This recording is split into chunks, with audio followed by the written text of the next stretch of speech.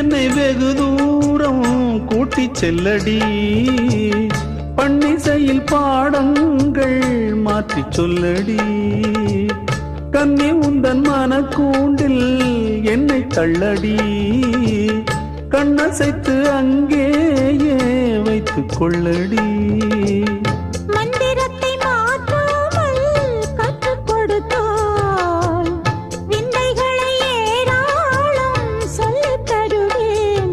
உந்தன் செல்ல மொழியினிலே உள்ளம் கொள்ளையடிப்பதும் ஏன், துள்ளி துள்ளி வரும் நடையில் மனம் மெல்ல துடிப்பதும் ஏன்.